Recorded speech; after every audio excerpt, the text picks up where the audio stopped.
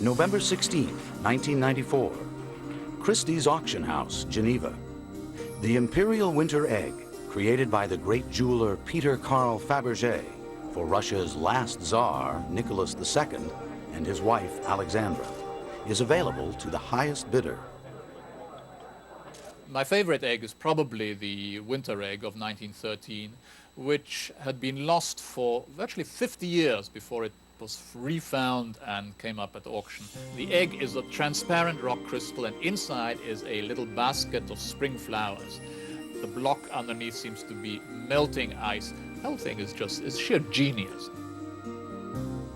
One of the big appeals, in addition to the beautiful art form that they are, is the element of surprise.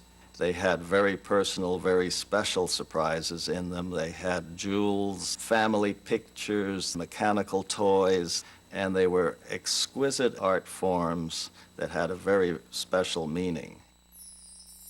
The auction of a Faberge Imperial Egg is a rare event. Only 50 of the precious orbs were made. Of those, just 42 are known to still exist. The majority of them are held in private collections and museums throughout the United States. The largest single collection, 12 eggs, was acquired by Malcolm Forbes, the late publisher of Forbes magazine. I was always intrigued by both the historical connotation and then the beauty of the objects. He never liked me saying this, but I always maintained that it was also because our mother didn't like jewelry, and if you like jewelry and you have a wife who won't wear it, what better thing to collect than Faberge? After intense bidding, the winter egg is sold to an anonymous buyer for $5.5 million, a record. Was it worth it? The essence of a Faberge egg is craftsmanship and not intrinsic value. Take, for instance, the winter egg. If you break that down into its little parts, you have 2 blocks of rock crystal, a couple of $1,000s, 3,000 minute little diamond chips, another couple of $1,000s, and a bit of platinum. So you're paying for the genius of Faberge and his unbelievable craftsmanship. Beyond the unbelievable craftsmanship, there is something else that would compel one to pay $5.5 million for an egg. Something less tangible than rock crystal and diamond chips, but just as real, and maybe more valuable. The Faberge Imperial eggs continue to fascinate people because of the history of Nicholas and Alexandra. It's a family-based story. Nicholas and Alexandra seemed to have been a love match.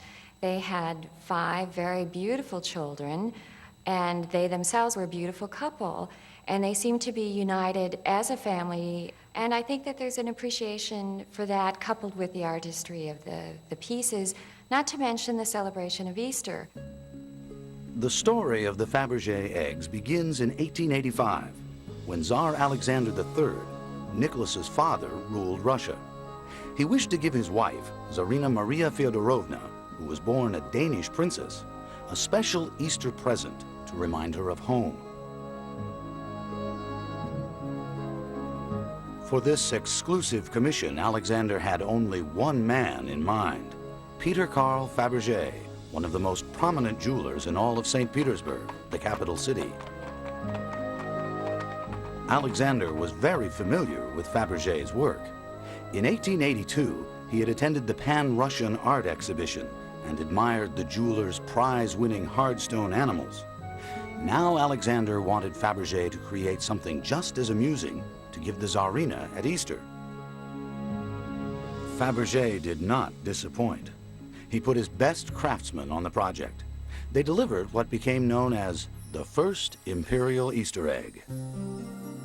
At a quick glance, it resembles a real egg. Its shell is made of plain white enamel and stands just 2.5 inches high. But once opened, all such similarities end, and Faberge's talent for transforming a common holiday trifle into a unique object of fantasy is revealed. The inside cradles a golden yolk, which opens to display a tiny gold hen with ruby eyes. The egg's simplicity expresses the artistic principles that distinguished Faberge from his competitors. His feeling was that it should be craftsmanship rather than carrot content, and design, and in some cases a great sense of humor that made an object delightful and valuable and desirable. Empress Maria must have found the egg delightful and desirable. Faberge had made sure it reminded her of home. The inspiration for it came from a similar one made in Denmark for her father, King Christian IX. The first imperial egg was a total success. The Tsarina was happy, the Tsar was pleased, a tradition was born. Faberge would present a new egg to the court each Easter. The annual ritual provided Faberge and his craftsmen the opportunity to continually experiment with a classic form of decorative art, the Easter egg. It was as rich in religious meaning as it was in artistic potential. The egg is a symbol of rebirth, fertility, new life, and is very symbolic of the Easter holiday and the resurrection of Christ. And thus it becomes a very apt symbol for Faberge's creativity. These potent themes came together in the Imperial Resurrection Egg, presented in 1889. Inside its rock crystal shell is a scene of the risen Christ atop his tomb. The Resurrection Egg is one of the few to have a purely religious theme. Faberge preferred secular subjects, especially anything to do with the Tsar and his family. The Imperial Pamiatazova egg is an early example. In 1890, Alexander and Maria urged their eldest son, 22-year-old Nicholas, to take a trip around the world. They wanted to break off an affair he was having with a ballerina, and at the same time enhance his education and diplomatic skills. Nicholas sailed aboard the cruiser Pamiatazova for 9 months. His itinerary included stops in Egypt, India, and Japan. The egg commemorates the voyage. The dark green jasper shell is decorated with gold Rococo scrollwork and set with diamonds. The seaworthy surprise within is a minutely detailed model of the Pamiatazova itself. Made of gold and platinum, it floats on a wave of aquamarine.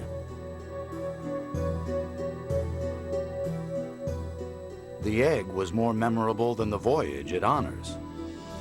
"My trip is senseless," Nicholas wrote in his diary. Homesick for his carefree life, the callow prince had little patience for the endless rounds of official ceremonies. "You must remember what you represent," admonished his mother in a letter. Those words gained unforgettable urgency in 1894. That year, Tsar Alexander died unexpectedly of kidney disease at the age of 49. Suddenly, the naive Nicholas became emperor of all Russia. He was devastated. "What is going to happen to me and to all of Russia?" he confessed. "I am not prepared to be a Tsar. I know nothing of the business of ruling." Nicholas's main source of support during this trying time was the new love in his life.